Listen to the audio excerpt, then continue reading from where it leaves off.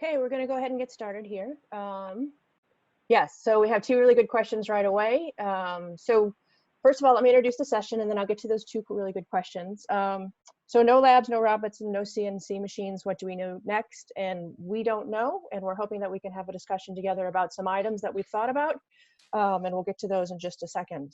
But this is something that we all have to solve together as a group. I'm Marci Uihlein. I'm the executive editor of TAD, Technology, Architecture, Design, and associate professor at the University of Illinois at Urbana-Champaign. And one of the reasons that we were chosen to facilitate this is that TAD has been using an online community very successfully for the last 3 years. And so hopefully some of our knowledge can rub off there. Martina? Hi, my name is Martina Becker. I'm an associate professor at the New Jersey Institute of Technology.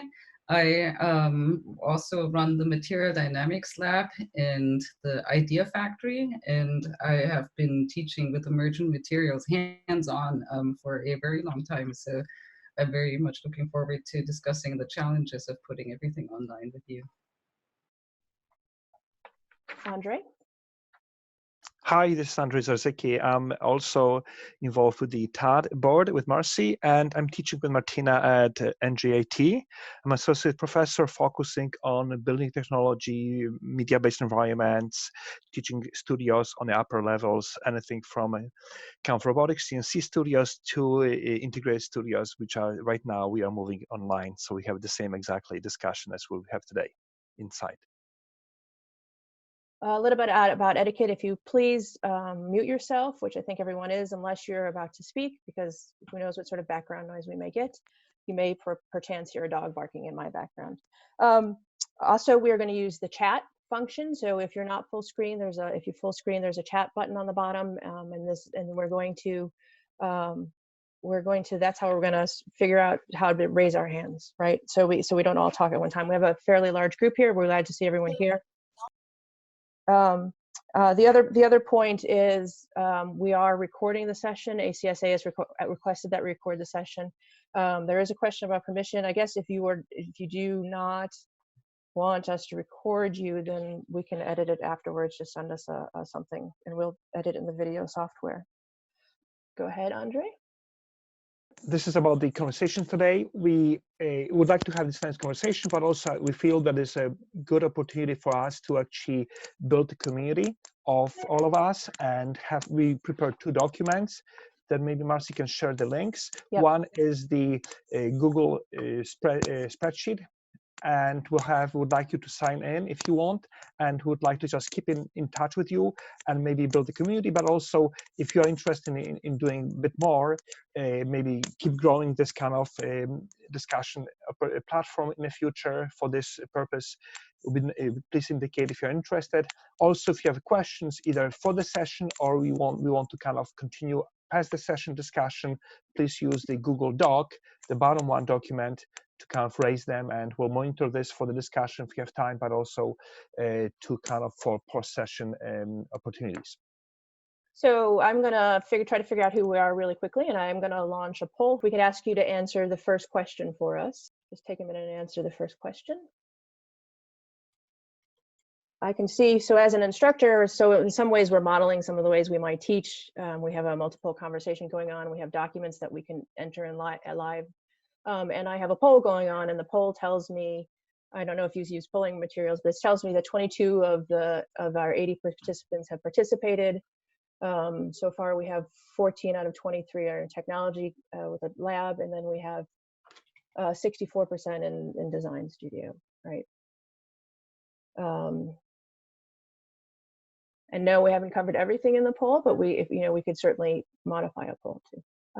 We can say that 80% of the people answering are telling us that this is a core. And people are telling me we're teaching core and electives. And let's just give this another minute. We're at about 40% participation rate right now. And then I'll demonstrate response to the polls are.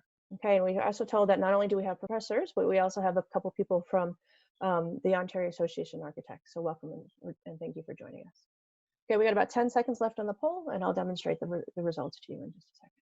All right, and I'm closing the poll. We have 54% of people participated. We can see that a lot of people are here for design studio. A majority are doing this as a core requirement class. We are using multiple softwares. Our percentage here is 3D modeling is high, but we're also doing visualization. Not so much data visualization, of course, fabrication. If we kept in touch afterwards, Slack is our primary, but WhatsApp as well. And then yes, we would like ACSA to have another meeting. So certainly there are 2 more, there's this meeting today, and then there's 2 more after that, and we will take these results back to ACSA and as well as what we're getting in our first year, in our documents, in our Google documents. So we also have first year studio, hand drafting techniques, and web-based portfolio. Okay, so what do we want to talk about today? So what we have as facilitators, what Andrzej, Martina, and I have come together, we thought about a couple of topics here. So we want to know what's happening at your school, what information you're getting, what sort of meetings you're having, what sort of things you're talking about. We want to talk a little bit about what is meant by virtual, how we think about pedagogy changes when we move from virtual, and then the last part is sort of what we can expect from our students in this climate, and from different ways that they are going to be contributing. How is that work delivered? And that is a question about how can we grade it as professors? How do we ask for it so that we get it back what we need? And then keeping community with you and with each other. So Martina. Let's start off the conversations with how are we actually holding meetings? And the question is also, are you currently holding meetings at your school? And how are you actually strengthening the community? So I think it's very valuable to hear from everybody who's, well, not everybody, but a number of people who are participating today, how they're actually conducting the online meetings currently.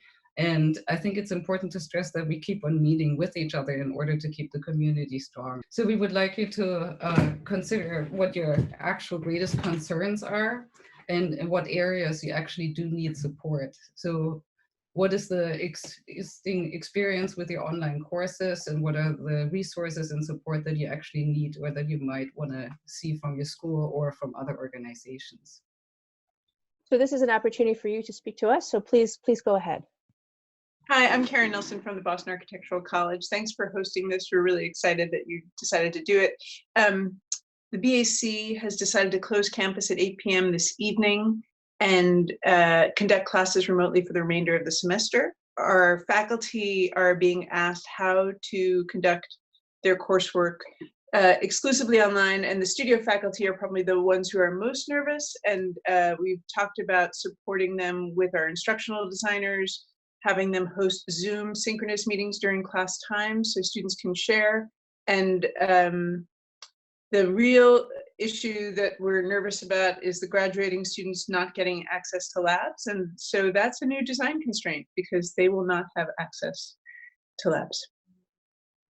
I think we actually have a section on that a little bit later. I think let's start first by talking like how we're actually connecting with our colleagues, because I think we need to strengthen the community within the colleges and with our faculty colleagues.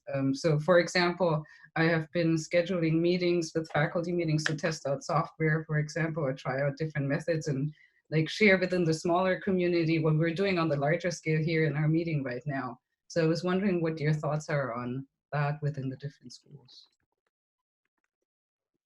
So our structure is that we have full-time core faculty who supervise adjuncts, and they're holding Zoom workshops to help them communicate according to a particular class type. So beginning studio versus intermediate studio is 2 different workshops, structures class versus professional practice class, also 2 different faculty workshops.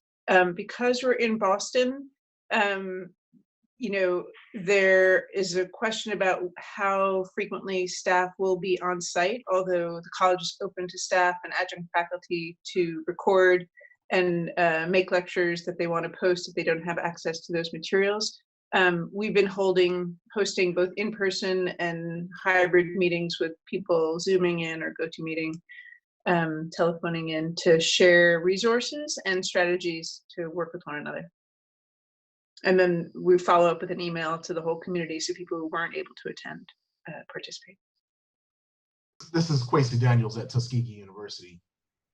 So we actually just switched to online classes this week. The message went out. We're gearing up this week to figure out how we're going to do that. And really one of our biggest challenges is how to maintain the studio culture. Because we know when you go online, one of the most important elements is that impromptu engagement between the faculty and the students. I'm not clear how we will be able to maintain that, particularly for our first year students. Mm-hmm. We'll be using Blackboard and trying out a number of other video conferencing software to make that happen. The structured components, but those unstructured opportunities, I'm not clear how we're going to make that. Have you been meeting with your faculty?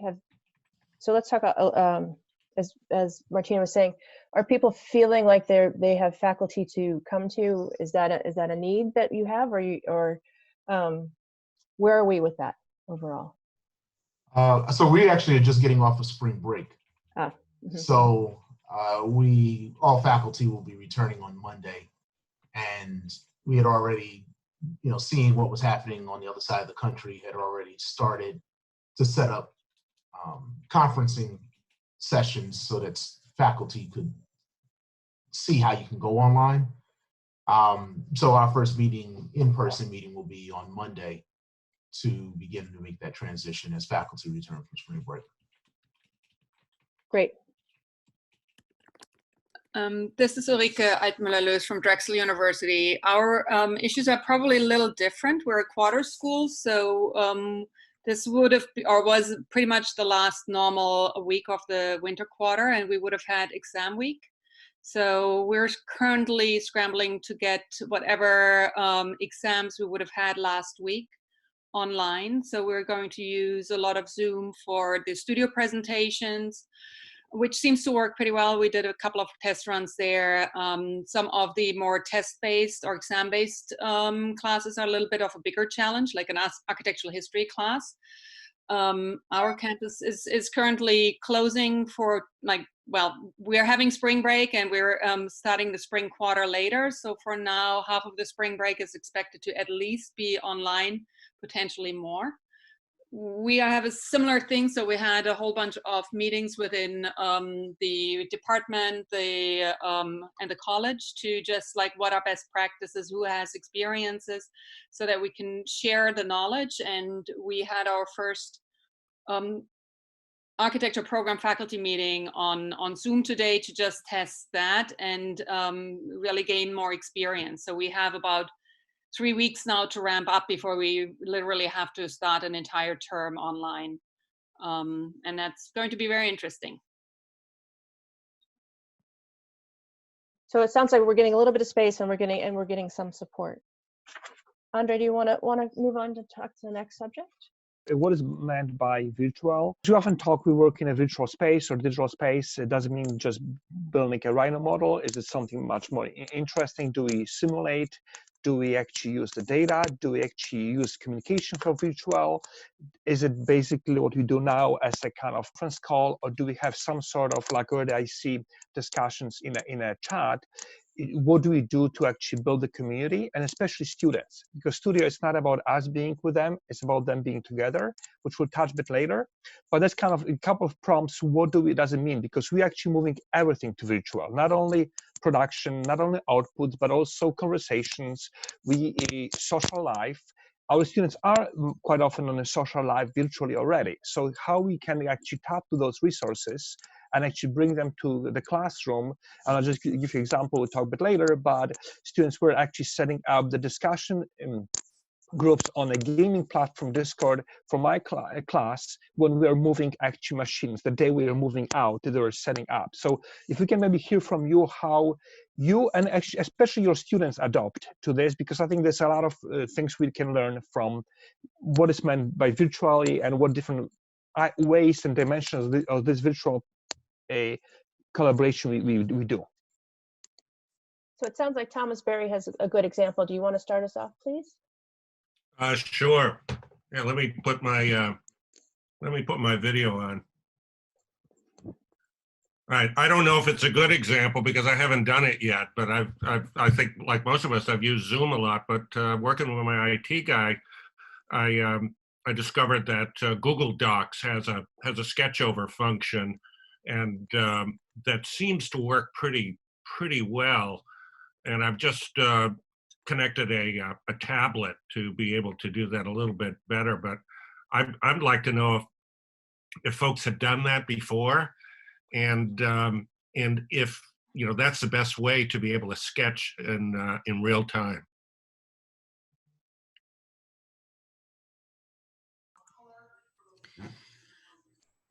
I'm not sure if you can hear me.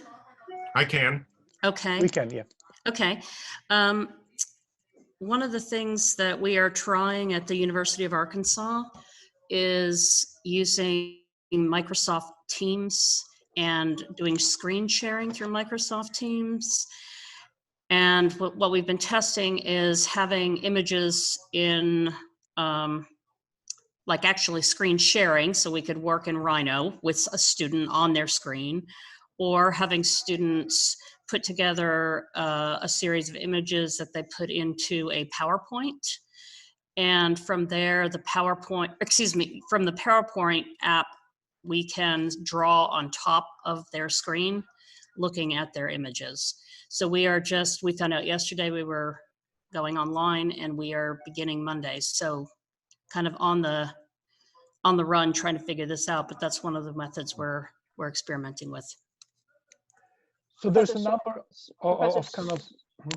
But Professor Sawyer from Carnegie Mellon, did you want to explain your experience? Hi, this is Azadeh Sawyer. We just discussed it this morning with all the faculty, and I think Mary Lou is on the call here as well. We are moving towards using Miro, which has been kind of effective. You can, the students can all use it. They can put their projects on this. It looks like a whiteboard, a huge whiteboard that the students can put their projects on, and everybody can log in and sketch over it, comments on it, and have a discussion. So a few of our faculty, Eddie Kim and Mary Lou Scott, has used it in the past, and they seem to be satisfied with it. So we're going to kind of move on to that direction and use Miro for the rest of the semester. I could just add, this is Mary Lou Scott from Carnegie Mellon. I could just add that it's been used over the last 3 years for our digital media class and in first semester studio. And it's a visual way of students being able to see each other's work as it is uploaded, and you can watch the way they pan across. If a group of 70 students have their work up, everybody can see the development of projects around them. So it's an extremely useful way of having some take on a large body of work. Patrick, you talk about the hack for Zoom you have. Well, it's more of a procedural hack. Mm-hmm. We're in a very remote location in Northern Ontario, and one of our problems in reviews has been we've been pushing to have external advisors for our thesis cohorts. So what we've done essentially to add a way of having somebody actively look at a model, but also actively look at a drawing, is basically we use cell phones and camera with an IP address, and we just add them into meetings. So you can actually run a Zoom meeting face-to-face like we're doing right now, but also if you bring in cell phones, cameras, whatever you have available onto the same network, people can switch back and forth between the model and drawings and other things. And we found that it's a bit cumbersome. Sometimes you get feedback, but it actually works pretty well to round out the entire experience of doing desk splits essentially. So this kind of maybe a little bit touches on the point of opportunities that come from this situation. Do we think we can engage things like having credits or reviewers from out of state, out of country maybe? What are kind of possibilities to experiment in this matter, to just kind of actually see if this new virtual environment opens us for a much broader kind of collaboration or reviews or engagements? Yes, we've been developing this over the last 2 years because we're a new school of architecture, but also we have a very small airport and we get snowed in quite regularly during our semester. So we've just started to try to take advantage of it. We hardwire everything. We don't do it through Wi-Fi, just to make sure that we have a really strong bandwidth. And we're actually bringing in lecturers, but also critics who come in remotely. And it's put a lot of pressure on our university to really up their game in terms of the service that we get. But we're finding that it never replaces the warm body. But at the very least, it is a way of offsetting our isolation that we have right now. Do you do something different with those particular crits? Do you give them materials before so they can familiarize themselves, or? We have a pretty strict regulation that basically students have to, we use Google Drive very heavily. Students need to put together PowerPoints in terms of thesis. They need to give an advance of at least a week of an extended abstract, but also drawings that they're working on. So whoever is either the second reader in our thesis or even the guest critic is going to have a chance to have a really good look at it. But also it reduces the bandwidth as well, so that we're focusing more on things that need to be done instantaneously in a review, rather than taking up the bandwidth with going over a PowerPoint. They're just following along in the PowerPoint while the student is actually presenting it. And then of course, if a critic or if an external reader wants to, you know how we get up in a crit and we sort of zoom into a drawing just to look at it, simply put, they just ask somebody to bring the camera or the cell phone in closer to a drawing to look at a stair detail or something like that. Cameron, do you want to talk about using a document camera? I'm sorry, Carmen, forgive me. Yeah, Carmen. that's okay. Yeah, I was just responding to Julie Chen's comment. In my regular teaching, I often do use this brand, an IPEVO document camera, which I think it's a really great product. It's sort of durable, it's really easy to use, you just plug it in, like the buttons and everything, it's very intuitive. So I really like that particular model. And I was drawing on an iPad for a long time, and as soon as I tried the document camera, I just find, you know, the drawings are higher quality, so I'm demonstrating better practices to the students, and I get to draw and work with my regular tools and basically show the students exactly how they should be working or how they could be working. So I love that product.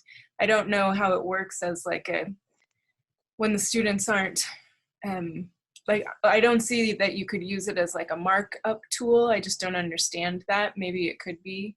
So I don't know how to implement it for a dialogue between students or to use it for giving students feedback on their own work. But it is a good way that you can sketch and show the students what you're working on. Patricia, did you want to expand on that? I also use a document camera for my drawing class. And the brand I use is Elmo. I don't know the model right now, but I can send it. And I record, I do the demonstration classes using the camera, projecting the images, and then I am simultaneously recording a video that I later share with the students. And it has been very good in getting students to advance much faster than before when I was not using the video. So I'm planning on doing that with my drawing class, and also possibly using it in studio crits now that we'll be doing them online. There was a question earlier about writing over PDFs, and I have used OneNote to do that. And so you can use OneNote, share the screen, import a PDF, and then draw on it as you're speaking to someone. You can also use OneNote to take lecture notes and record those either through your computer or just post them online too. Sounds like lots of good suggestions in the notes for types of document cameras too. Andrzej, go ahead. A quick question maybe, can we do this the same, or did somebody try to do the same with a just phone camera and maybe some app? that we can edit or do something. So, because every student has a phone, most of them have, or most of them have phone with a camera. So is this something that maybe both ways can go? And is there some precedence or you have some knowledge of? I've done something similar with a camera, just suspending it or attaching it to a tripod and giving instruction for hand drafting. So it definitely was not as easy as I can imagine the document camera, but as a quick fix that doesn't cost anything, that's a route that you could go as well. I think that's a fantastic idea that's worth pursuing somehow. Like you said, everybody's got a camera effectively in their phone, including faculty. Be nice to see if there's an app that will essentially do a real-time keystoning of an image that you probably have, and frankly, it would be pretty easy to laser cut some kind of tripod that would be equivalent to that, just as a really quick fix, because this is coming along for us really quickly. But I could even think of drawing something up and just distributing it so that people could do that. But I think that's a fantastic idea. The lower tech, the more available that technology is, because ordering the IPVO, I can only imagine it'll take us weeks to get here. Julie, did you want to talk about what you're using your students to do? Sure. I haven't done it yet, but it's something I'm planning on doing. It's not really using my cell phone directly connected to my computer, but more that asking my students, since my students don't have scanners at home, but I'm going to have them doing lots of sketches and sketch models. So it's just more that they use the OneDrive app on their cell phones, snap their photos, and then they'll share it to a shared folder I have on OneDrive, since we get Microsoft Office suite stuff for free through their university. They all have access to that. So I share a folder with them, and then they just take photos of their content, and I'm hoping they'll just upload it during online class, and that then I pull it up from my OneDrive, and then from my OneDrive I'll be able to show them and maybe draw over it or something, at least have some way of not just me showing them stuff, but also for my students to show their stuff back to the rest of the class. Okay, so so there's some more suggestions about Adobe Scan, and then we have some questions, and so let's move on to the next conversation. And that's thinking about pedagogy. So part of this is everything the same now, or do we really need to think about things that are different? We got a question in the chat that someone has a wood class and everybody's required to build things with wood, and how do we work with that, right? So we're thinking about a lot of these classes. Some of these classes that we're talking about were set up with haptic goals, building models, iterating, and so is now, we're coming off of quarters, we're coming off of semesters. Is now a time to think about our learning objectives and our assignments going to change, right? And then also the question that was raised earlier, not only is it about community between first years and fifth years, but fifth years, they have a suite of tools that they can access, and first years barely know what their major is, right? So how do we think about this differently? What are your thoughts here? Hey, sorry, I was typing, but I'll just say what I was going to say. So I typed that I teach visualization and digital fabrication at UESF. So I offered my students the chance to have us fabricate for them and photograph the images of their models and have them pick them up in the fall, with the thought that the one upside is that a lot of times students kind of figure it out as they go and don't pre-think the sequencing and the construction of these things. And so I thought that would be a great way to have them sort of, pre-think that and spend a little bit more time on the assembly and especially how they communicate the instructions to the fabricators, which would be TAs. They did not like that though. They said that they were really interested in trial and error and the troubleshooting, especially with the CNC. which I was surprised by, but I was kind of glad to hear that. So, you know, I don't have a great answer. What we did was we said, why don't we just not fabricate? We'll focus on visualization and 3D modeling. And in the fall, you know, no one's graduating yet, unfortunately. I said I'll commit to working with your studio instructors to make them, ensure that there's a fabrication model for studio, and which has the advantage of bringing those studio instructors along who are not doing that, and that I would support that effort in studio. It's the best I could think of because I think they really want that chance. I don't know if we have anybody from the Academy of Art University, but I know that they have a complete online art program, and they do an extensive model building exercise within their curriculum, ranging everything from plaster modeling to traditional wood and chipboard modeling. So it'd be really good to hear from them what their experiences have been with their modeling online, since they've been doing this for a pretty long time now. Which university was that again? Academy of Art University in San Francisco. I have one student who's taking the studio with them right now, and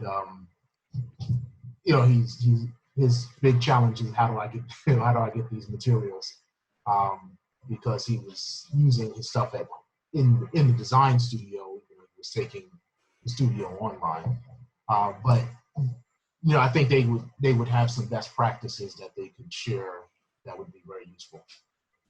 Hi, this is Anna-Katrine. Can you hear me? Yes.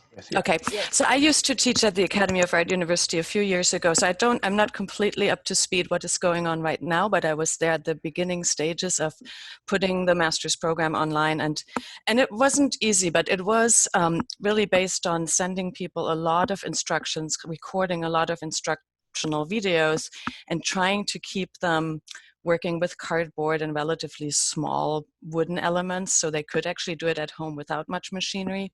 And then they would literally at the end send us the model and mail it to us for our considerations. But it was a long work in progress. I'm sure by now they have it expanded to a point where it's working even better. But that was one of the most difficult challenges, to have somebody sit at their kitchen table and try to figure out how to do these models. Their LMS had a lot of kind of student chat groups and forums that were just among students rather than instructive. Or run by instructors. So they really tried to create communities and peer-to-peer learning within their software. So that worked actually pretty well. There's a question from Leighton from University of Virginia. How can fabrication-focused studio work without fabrication? I think we probably should try to answer to some extent. From my experience, when I work with last semester, not this, but last semester with CNC and robots, there's a lot of tools that give you kind of simulation to the point of fabrication. So you don't spend time on the machine, you spend before. So this will be Fusion 360, or with robotic tools, when you have different constraints resolving, you'll not ever, at least my opinion, be able to replicate the physical experience, but you'll get some feedback on how well your tool path is and so on. So maybe some other people from design build or fabrication can maybe chip in some thoughts. Hi, this is Joey at UC Berkeley, and we run the Jacobs Institute for Design Innovation. And one of the things that we have done recently is that we have a very robust design technician team. And we have, I've asked them to work from home, and they have set up additional office hours and created a pipeline for our normal users to schedule office hours with them for those same kind of reviews, to review their CAD files or to review their design in general remotely. And that's had some success to it. And then so what we're thinking about transitioning into is a model where, in theory, students could send their files to the design technicians who could batch the jobs. Typically, we are not a job shop, and we're really proud of that. But given the circumstances, we've kind of gone 180 degrees and are exploring the options of becoming a 100% job shop with consultation happening via Hangouts. There was a question about if there were VR options for simulating fabrication. Does anyone know of that? Some of the software that's out there, so that you can look at a digital model in 3D and maybe talk to the students as you're turning it around in VR. But I don't think that the like off-the-shelf headsets that might be like cost effective for the students are going to be easily accessible, or like the learning curve is just so much greater and there's such a big learning curve already. So things like Google Docs with your phone and maybe Revit Navis connection, you think it's not as feasible? It could be something where you can like kind of draw in there, but I think that would just be like, it would be so much more of a test when on top of all the other stuff that faculty are trying to do right now. It might be frustrating. I think if this goes long term, we're going to see more opportunities pop up really quickly. And I think tools will be developed. There are online classrooms, something called Adorable. It's a dumb name, but where you can have like a virtual classroom already. So that might be something people are interested in. But mostly you're sharing screens still, even though you're in the VR headset. And not necessarily sharing like a three-dimensional sketch space. I agree with Amber that the Google Cardboard, the most they can do with it is to export their project and just kind of immerse themselves and just look around in it. But they can't do all the cool stuff that you can do in Rift. And even at CMU, we have like 6 of them for 70 students. So there's just no way that we can have every student have a Rift. And I'm not sure if the Google Cardboard would be, beneficial at this moment in time. So there's a question about the international students came from Catherine. Do you want to maybe mention this? Kind of say something more? Sure. Can you hear me, everybody? Yes. Yes, and thank you so much for doing this from afar. And a warm hello to Marci, my colleague, who's on sabbatical this semester, so I haven't seen her in a while. Yes, I am concerned about the international students who come to the U.S. And our exchange students who were outside the U.S. and what this move may mean for them, the move to virtual. I know that everyone is used to communicating via Skype and Zoom with family and friends in any case when they have these exchanges, so that's nothing new for them, but to not have the choice to interact in person in the classroom is really different. And so I'm concerned about that and what we may be able to do to better their experiences. I don't really have an answer, I just have a question. And I guess since you asked the question about extra challenges between different levels of students, I was thinking about that in particular, different kinds of students. Has anyone given any thought to this? I wonder if, convening, has anybody convened anything with the students? Because they engage in this space way more than I think we do. And they may have some really novel strategies to maintain instruction that we just may not, we may not be exploring because of lack of experience. Right. I mean, Andrzej, do you want to talk about what your class set up? Well, when we were moving out on Thursday from my studio, or Wednesday, our AIS students came in and they were going between studios and setting up a Discord server. This is typical, like a Slack we use in corporate world or among faculty in different organizations. The Discord server is something like this, a bulletin board. It's probably more based on a discussion than texting. And I see a lot of students, even my daughter, she would be playing game and talk to her friends as she's playing the games, kind of multitasking or something. So I think there's a lot of opportunities we want to kind of maybe talk about at the 5th or 6th point is how do studio keeps cohesion and how they actually interact as we do it. Because especially when you talk about virtual kind of education, I usually offer Revit Studio, integrated studios in the springs, and most students don't know Revit, but by the end of the semester they know because they all sit together. If somebody has a question, somebody has the answer usually. And being together, somehow they learn enough to actually deliver the project. And my question always was kind of discussion, how we can maintain this interaction when they are all in a physically different locations. So it's kind of a little bit maybe those platforms that speaker before mentioned, the students may have some solutions that we don't always pay attention to. Right, their sense of community might be slightly different than ours because their sense of community has been digital much longer than ours has. But I'd like to shift a little bit. We had several questions about design builds. Can we have a couple of the design build people talk about their challenges, right? So their semester has been based on building something and now it's all at a halt. Hi, this is Eleanor Da Ponte from Norwich University in Vermont. Yeah, we're just trying to figure it out, literally, just like the rest of you. And I'm not exactly sure what we're going to do. One idea is to have students build scaled models to continue working on specifications, to do things to prepare to build it in the fall, which will work for the third year students, but doesn't really work very well for the fourth year graduating students. And I'm really appreciating this conversation about the students and what they might be able to bring to the table, but I'm not connecting it directly to, I don't think there's any way to replicate the design build experience, I guess, in the end. That's what I'm thinking about. So I'm thinking about other pedagogical things that are related to design build, but I don't have anything specific in mind. Hey, this is Rusty Smith with Auburn University Rural Studio. It's obviously at the front of these questions are obviously at the front of our mind. We've got 45 students and 7 projects that are in the middle of construction at the moment, and students are all we're on spring break right now. We're supposed to return on Monday, and we're not having any live instruction at all. So. The conversations we've been having, we've been working all week on this. Conversations we've been having is at some point, I think we all get really anxious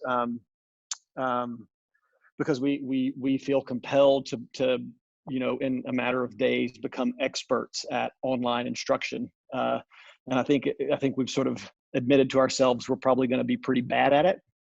And that to be really calibrate our expectations to some level.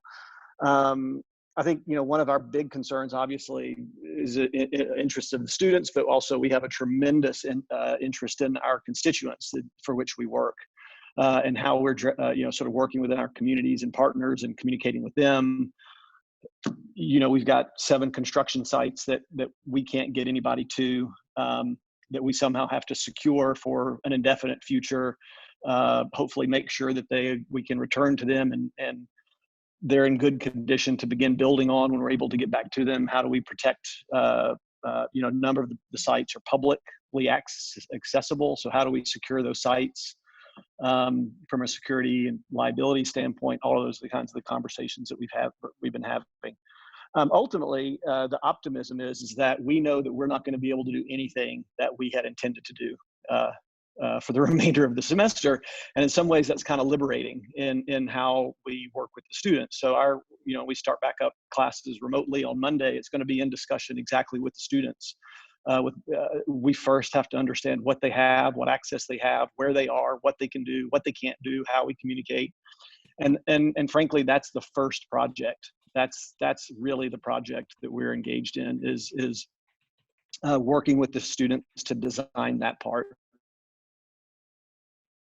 and learn the pedagogical objectives of the syllabus is honestly a little bit of a secondary concern at the moment.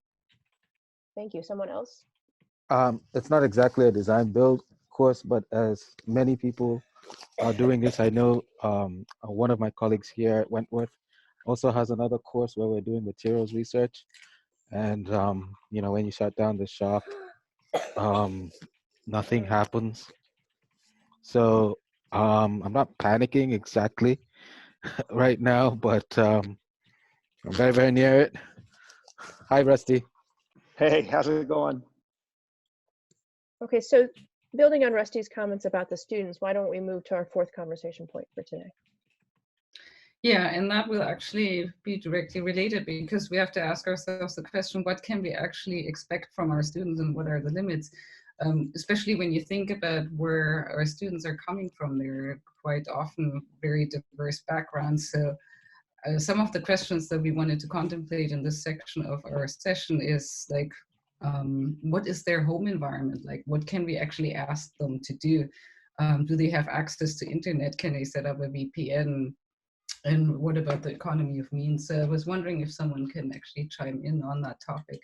Right, so federal requirements require that we do substantive interactions with our students, right, and have regular meeting times. And so depending on your university, our university says we have to absolutely meet at our regular meeting times. But as we set this up, we have to think about where our students are and their vulnerabilities, right? So what are people talking about at their own universities? I'm happy to just share that at Norwich, we're currently on spring break, and next week, which obviously is the week we were supposed to go back, the whole week is being dedicated to training. So, and it's all going to be webinar-based training for faculty on all the various platforms. Some people are up to speed with Noodle or Moodle, some people aren't. And simultaneously, there'll be training for students at the same time. So that's like a solid week of just gearing up that gives everyone a chance to sort out all the details and gives people a little bit of space for transition. I'd like to say something about Carnegie Mellon. We have a large group of international students, and I think we are due to start school again on Wednesday after a advice this Friday that the students are not necessarily coming back to a school where the school is closed. So we're expecting many students are going to be in different time zones and with different internet access. And that's going to be quite an issue to get across and to respect both the faculty requirements of life and the students' ability to be able to join classes from different time zones. What Marci said about the regular and substantive interactions has this component of substantive, and this means that at least what my school is telling us is that we need to always initiate our interactions to make sure that students that kind of don't fall off the edge of the table in a sense. So actually, when you talk about the different time zones, and I assume it's more than the US, it is actually a major challenge for faculty and students in this case. One thing that people can explore. I've taught an asynchronous online class for about 4 years now. And one of the values of it is that if you host everything online, then you don't have the issue with time zone. So there's a level of flexibility that you have to have in terms of when you can receive information. But if you provide a long enough time frame for them to get the information in by that period, then you don't run into the time zone issues.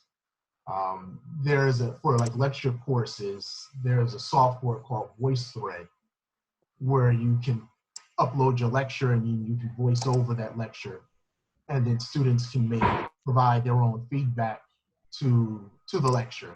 So that could be the same with PowerPoint presentations, where you can provide direct feedback to that PowerPoint, and others could provide feedback, and you can draw over it as well.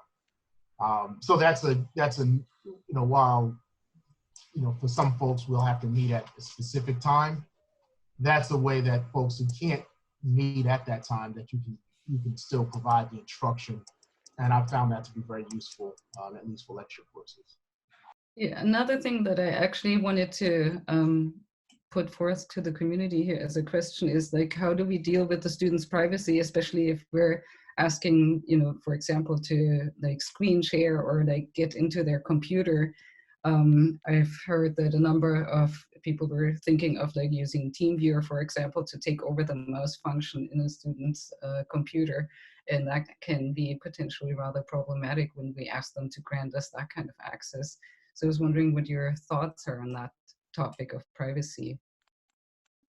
I guess that wasn't really on your mind quite yet. Yeah, not I yet. mean, one of the things is when you look at some of the resources that we shared earlier, when it comes to Google Docs or the presentations, you have a dedicated software where you can share, and that's not necessarily giving you access to the entire hard drive. We're getting several comments saying that it's a can of worms. Stay away. I actually did that with a student of mine today. She was modeling something and she had a problem, and I asked her to give me control over her model. The thing is that they can see what you're doing. So Rhino was open, and she could see the mouse and she could see what I was doing. And whenever she wanted, she just, disconnected me from her computer, and it was that. So I honestly didn't see any issues. You can take the control back at any moment. So it's not like we can go to her files and she wouldn't know. Well, there are probably more questions hidden a little bit with Martina's question, because this is the most common hack, that once the tunnel is open, you can put viruses can go between both machines. So there's some parameter things that can happen without our knowledge on both sides as well. Wow. That's how usually the one way of hacking somebody. When they call you and to ask you to give it. But there's maybe other solutions Martina just kind of mentioned to everybody. Again, I'm using Revit in a couple of studios, and last year I was working with BIM 360, which is Revit as a collaborative platform, and works the same way like a Google Doc versus Microsoft Word. You can have multiple people in the same model as a part. And it's not offered for free for us as a students.autodesk.com platform, but I was getting free licenses when I requested from Autodesk. So those who work with Revit, they are equivalent Google Doc-like platform for Revit, where multiple people can work in the same model at the same time. Just for those interested. What about the students who cannot afford this access?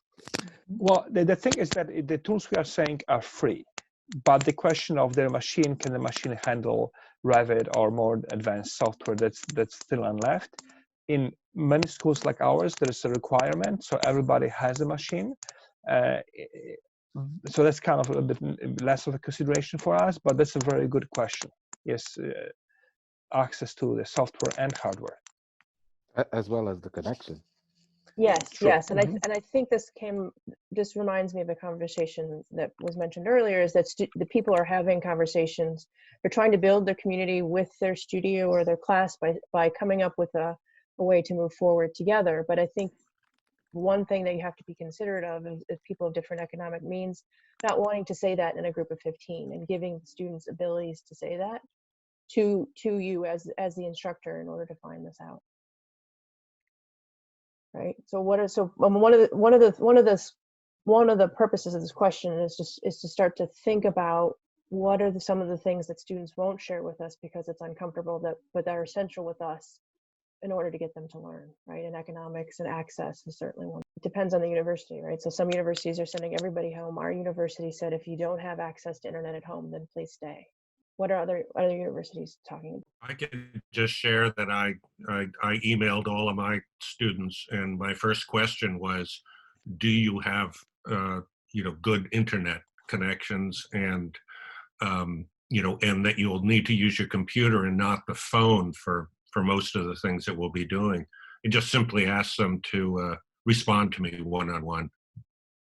We've had some conversations about it's sort of a little unfortunate the way it comes out, but it's trying to look out for asymmetries. And so in a lot of suggestions that we're getting it's sort of making sure that 100% of the students are getting information via the same access point.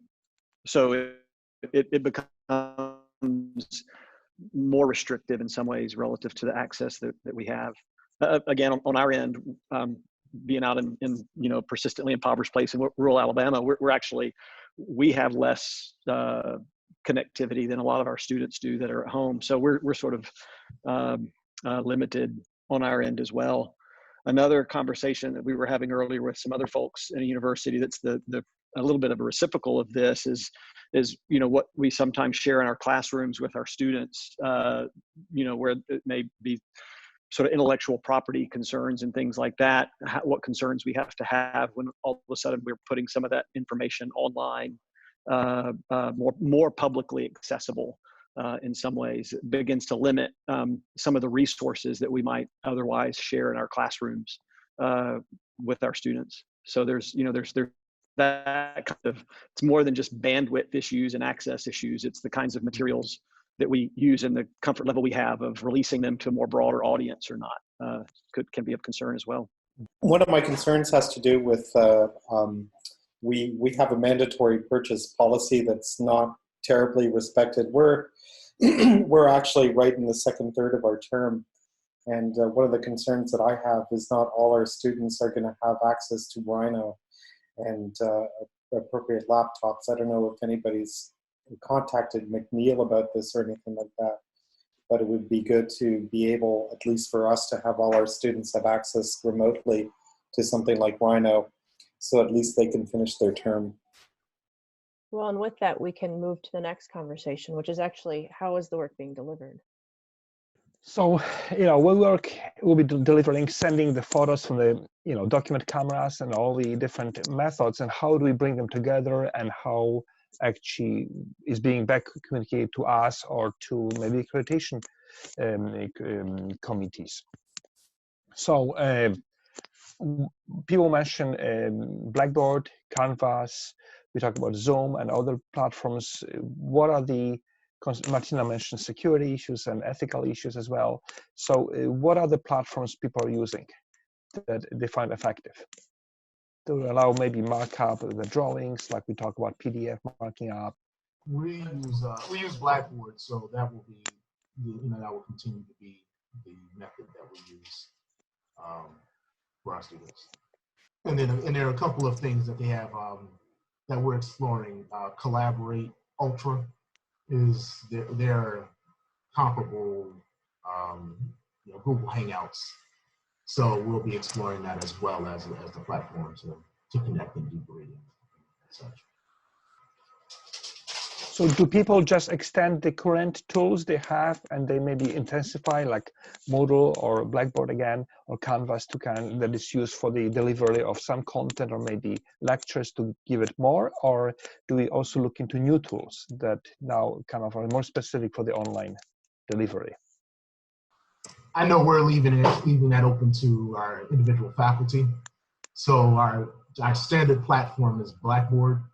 However, you have varying levels of expertise with faculty and comfort in terms of online programming. So I know for our younger and more progressive faculty, they'll be using everything from Blackboard to, probably trying to do some gaming software.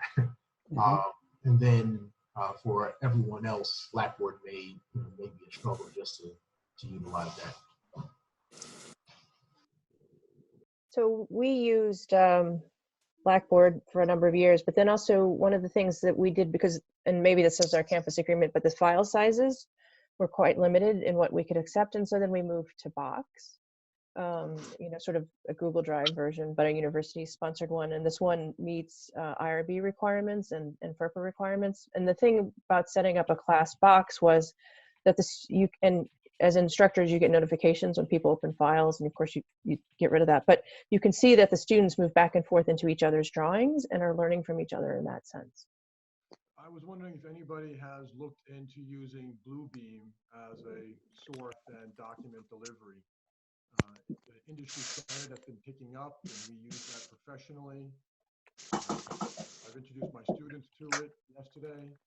It's a software that can be used for free so long as the professor can confirm with Bluebeam that the students are participating in the class, and I'll have it for free for one semester. Is anybody familiar with this program? Yeah, this is Rusty. Yeah, we use it on our external projects, and we're tilting into using it internally with the students. And then Karen Nelson raised her hand.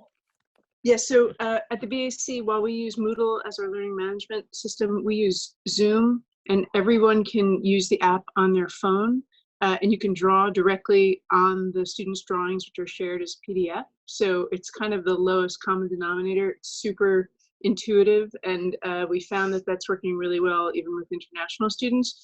We know Google is blocked in China frequently, so we've had some difficulty getting student participation in reviews that way, but it's a concern we didn't have up until this past semester when one of our students was remotely logging in from Beijing. So we're finding Zoom is very friendly to sharing screens, sharing desktops. You don't actually navigate in a Rhino model, you're navigating in a PDF that's being shared. Thanks. And we are using Zoom now, and Marci was able to do polling and so on. So there's some other tools that are very can help. Somebody was mentioning the smaller groups with Zoom. Do you want to talk about that? I think that came up a couple times earlier. I'd like to hear that too. Someone mentioned breakout rooms, and also I'd like to hear about sharing screens on the Zoom platform. So we've had a couple people post about it, which is why I asked about it, and now we have some interest in it. So if you've used it and you could share, that would be really helpful.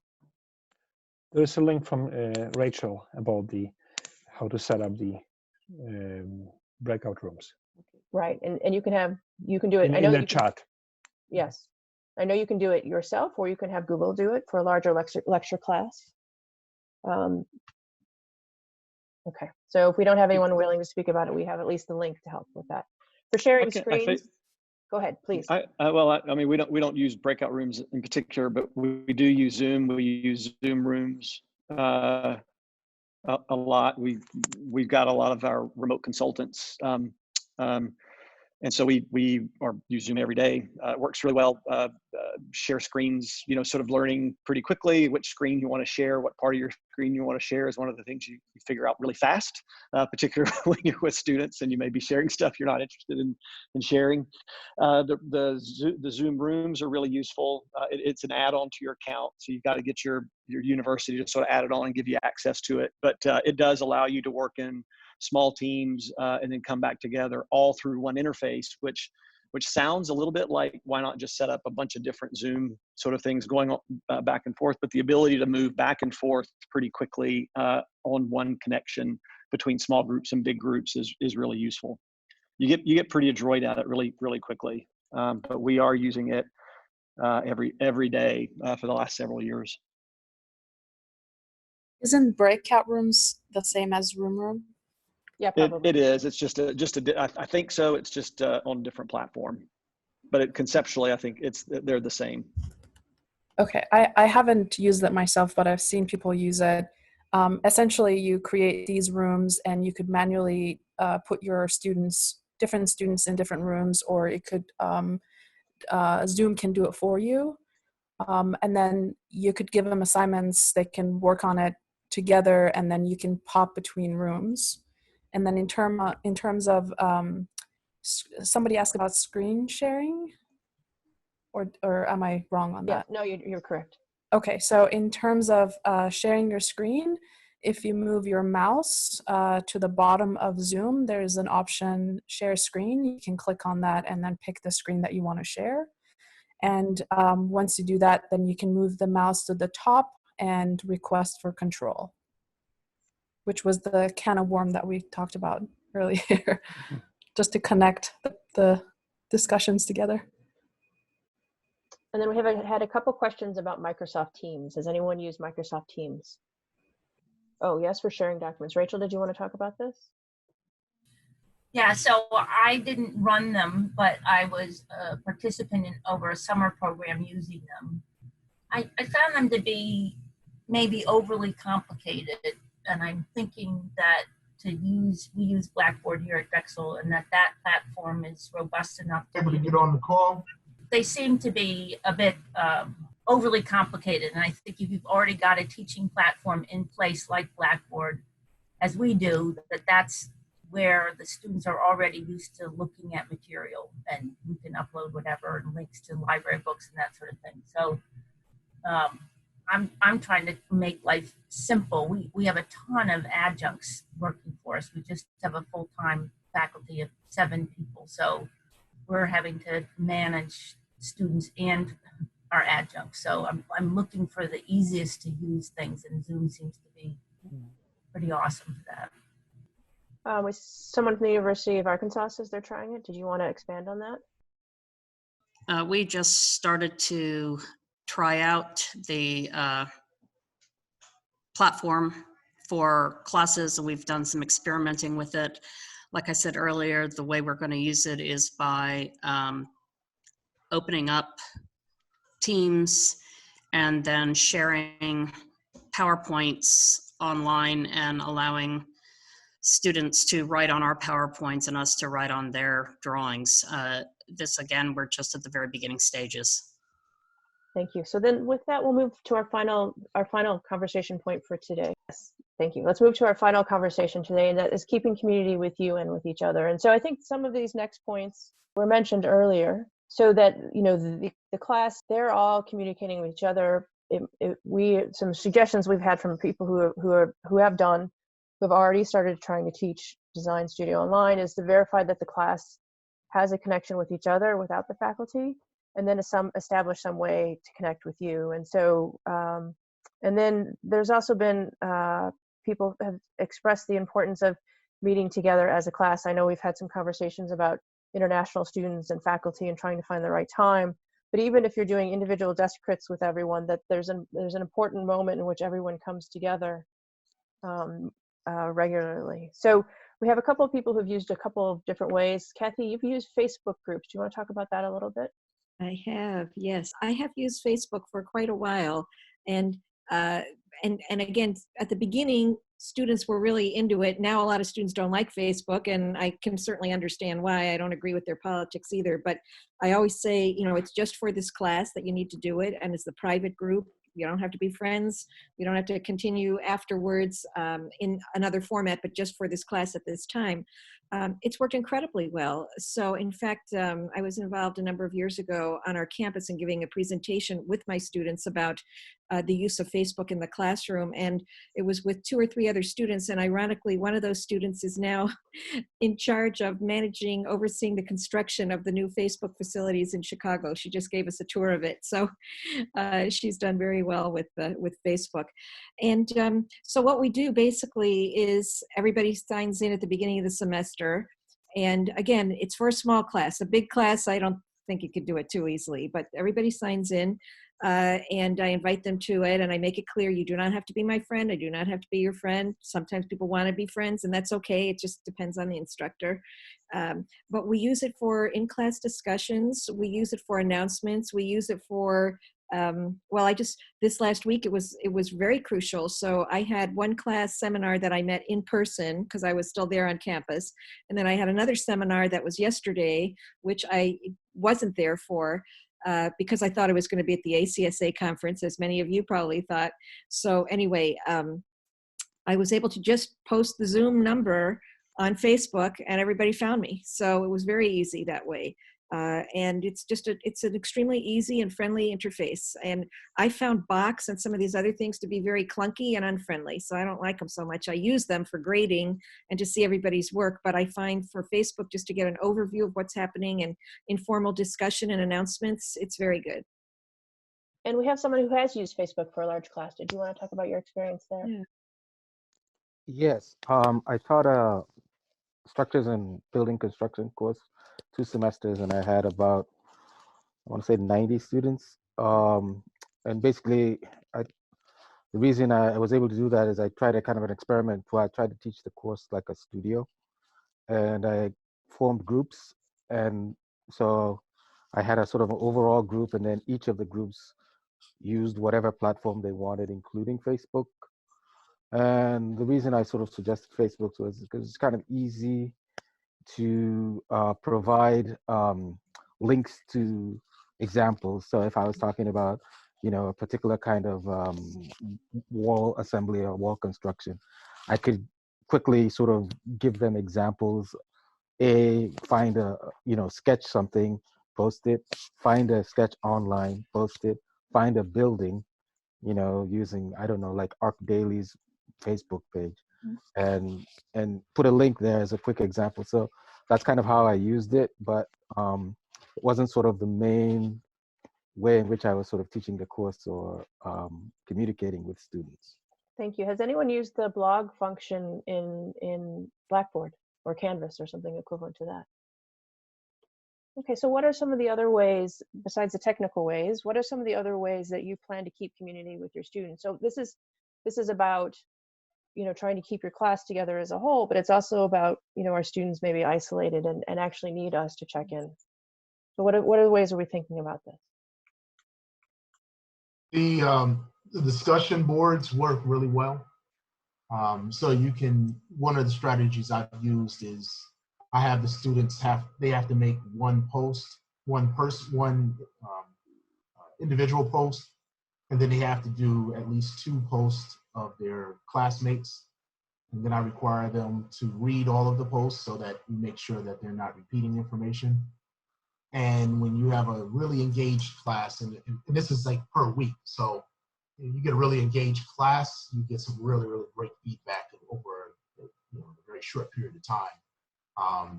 And I found that to be probably one of the best ways to maintain that level of engagement between students.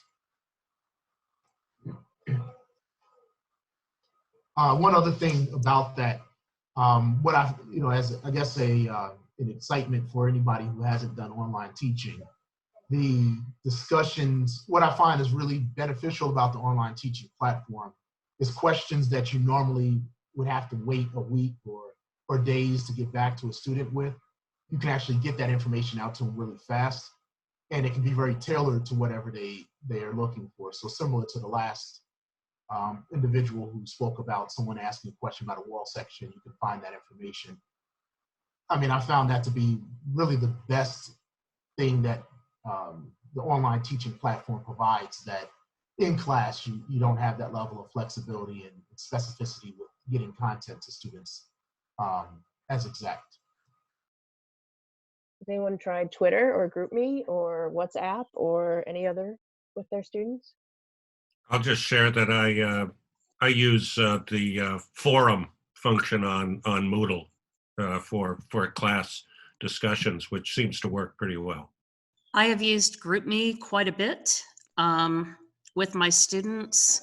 It works particularly well if we are trying to, we use it a lot when we're on field trips, but it also works really well when we are having kind of rapidly changing situations like today. I think it's also a really great platform for the students to feel like they're part of a group. They share a lot of stuff. I usually turn them off at night, but turn them back on during the day. And it allows them to, communicate amongst themselves about problems they're having. And then I can go back in and take a look and answer any questions that they may be sharing amongst themselves, but nobody has emailed me. We have a question about something called Remind for keeping up and reminding students of meetings. Has anyone used that? And then we have a couple other people saying their students are all on WhatsApp, and WhatsApp has been very popular for meetings without us, right? So that's important. And okay, Holly, do you want to talk about WhatsApp, your WhatsApp use? It's been very easy. It's their mode of communication. The only thing I would say is because it's, it comes in as kind of a string of text. If somebody isn't following the entire string and comes in a little bit on the late side, that it's not very efficient. Like today, there's a question about the model that's due on Monday versus the final model, which I'm trying to get them to already get their materials for. So there's a size difference, and I don't know. I probably took about 15 minutes to make sure everybody was clear on what was supposed to be happening. So, but it's a very relaxed and immediate way, I think, for us all to stay in contact. So, Rusty, thank you very much. And Rusty, you said it had some experience with this too.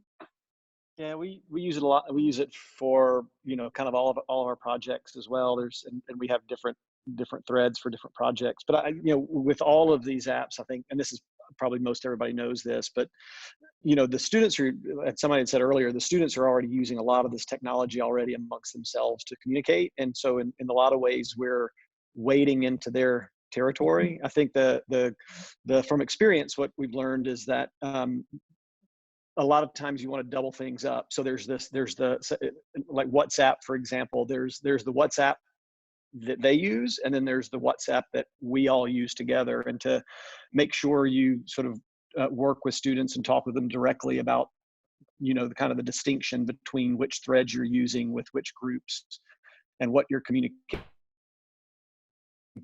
communicating with each other versus what they're communicating with each other and their faculty, just needs to have some really clear kind of separation between those two things, because they can get blended up together. And that provides all sorts of challenges, and beginning to use social tools to communicate with and interact with students, obviously. Thank you. Brandon, you said something about Slack. You wanted to talk about Slack for a minute? Yeah, I've used Slack plenty for just regular communications across design teams working on projects remotely from different areas. It just seems to be a good user interface and work well with Drive and maybe not so much Dropbox, but some of the other file sharing things it's been fine with and been a good tool.